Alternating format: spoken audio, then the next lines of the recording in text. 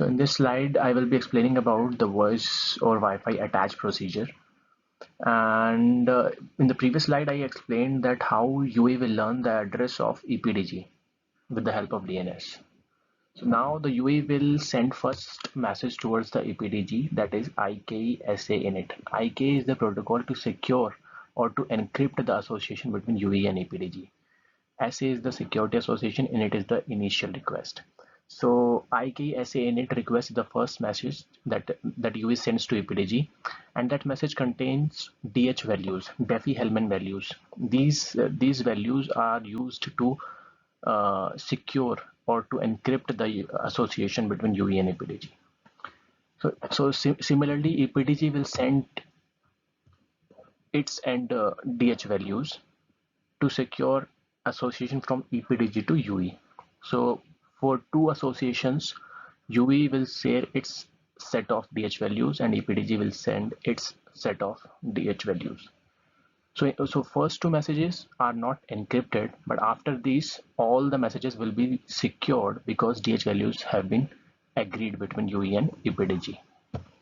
So in the third message, the UE will send very important parameters. First of them is NAI value. NAI is the identifier, network identifier, network address identifier. So this is the format of NAI: username @realm. Username consists of IMSI. The only difference is IMSI is prefixed with 0. So 0 signifies that the user is accessing WLAN or Wi-Fi, and the authentication protocol will be used is EAP, Extensible Authentication Protocol. So this is the format of NAI. You can have a look. Apart from this, APN is sent, IP and PCCF address is also sent. So IP is very important parameter to make EPDG understand that if the request is fresh attach request or a handover request. So if there is this IP is basically the IP that is assigned to the user for IMS APN when the user was in LTE or VoLTE. So same IP is taken in the UE request when the user attaches from WLAN. So if there is IP inside the IK auth request, that means the EPDG will consider it as handover request. And if there is no IP, then request will be considered as fresh attach. After this message, EPDG will send DER request, diameter EAP request towards the AAA over SWM interface. Same parameters NAI, APN, IP are carried in this message towards the AAA. AAA will do the MAR query, multimedia authorization request, and in the response, HSS will send the authentication vectors for that user to authenticate it. So RA, ND, AUT, and XRES, CASME, these values are sent back in the response towards the AAA. Now AAA will keep the XRES value the same way that MME does in LTE. The AAA is doing here. So it will keep the XRES and remaining parameters are sent towards the EPDG. But before that, AAA will do another query, that is SAR query, server assignment request. So AAA will ask if there is any server assignment is done for that user in LTE. Server means if there is any P gateway address already assigned to this user, and also to fetch the subscription information of the user. This query is done. So in the response, HSS will share the subscription information of the user. If any server is assigned, the QoS, the APN that user is subscribed to, those things are shared. So now the AAA will carry on and respond DEA towards the EPDG. Diameter EAP answer. In that it will send these three parameter and AUT and MAC. EPDG will send IK auth response. That is the response to the third message, IK auth request. The response is the 10th one, IK auth response. In this, it will ask the user to send the expected response after using the authentication or encryption algorithms, whatever was saved in the SIM. So UE will respond back in IKE auth request. This is the second IKE auth request, but this time response will be sent from UE to EPDG, and EPDG will send again DER message, but it will carry the response also. Now AAA will check if the response is equal to the expected response. If it is equal, same, then it will say the user is authenticated. If it is not, then it will reject the attach request. So now there is again SAR message from AAA to HSS. This message is basically after registration. Once the user is authenticated, the AAA will send SAR query again towards the HSS. So the reason of this query is that AAA will save or store its address in the HSS, and in response HSS will say the confirmation, okay, you are stored, and again subscription data will be shared towards the AAA. Now AAA will send the success in DEA. This is the success, you can see, towards the EPDG, and EPDG will send this success to the UA. So up to here, it is clear that user is authenticated only.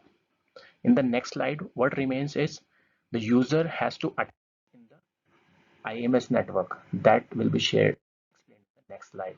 Up to here, the user is authenticated. So after authentication, the UE will send IK auth request for the third time, and after receiving this request, the EPDG does the P gateway selection process. So EPDG has three ways of doing P gateway selection. One, either the direct configuration of P gateway inside the EPDG. Second, with the help of DNS, EPDG does the DNS query and DNS gives the IP address. And third, and the most important, the P gateway address that is provided by the AAA. And from where does the AAA gets? It is provided by the HSS. So if you check the 14th message, in the 14th message, that is SAA message, HSS provides IP of P gateway towards AAA, and in the 15th message, that is DEA message, AAA sends it to the EPDG. So this P gateway address is the same P gateway where the VoLTE session of the user, when the UE was in VoLTE, this gateway is the same gateway where the UE's VoLTE session was running. So same P gateway is updated by MME towards the HSS when the user was in VoLTE, and HSS provides it back to AAA and then to EPDG in the 14th and 15th message. That is part of handover. We can have a different slide or different session on that, just to give you an overview. So EPDG has three ways of identifying or selecting the P gateway, and AAA provided P gateway address has the highest priority. If no P gateway address or P gateway IP is provided by AAA to the EPDG, then EPDG can do either the default entry of P gateway that is in the configuration of EPDG and select the P gateway, or can make a DNS query, whatever EPDG is configured to do. But AAA has the highest priority, always remember. So now EPDG has learned the P gateway address, so EPDG will create session request towards the P gateway. In this, it will send the relevant information, IMSI, MSISD, and APN, and blah blah blah. So now, like in IMS, P gateway will do CCR, CCA, get the rule, all those things. Now, important point is 21 messaged AAR. So now P gateway will update its address because the WOFI session request is coming towards the P gateway. So P gateway will update its address in the AAA with the help of AAR, authenticate authorize request, and AAA will send SAR message towards the HSS to store this address of P gateway in the HSS with the help of SAR query, server assignment request. Now the HSS responds with the SAA success, very important part. So HSS now has the P gateway address and it has to update the MME about this P gateway address. So this is done by insert subscriber data request. As soon as HSS learns the P gateway address on which WOFI session is going to run, HSS will update it to the MME so that in case the user will move from WOFI to LTE, the MME should be aware where the WOFI session of the user was running, on which P gateway WOFI session was running. So MME should be aware about that for making a handover. Okay, so that is why this message is sent, IDR. After that, AAA will respond with AAA message success. Now inserts data answer is coming back to HSS, means MME has learned the address of P gateway or stored the address of P gateway.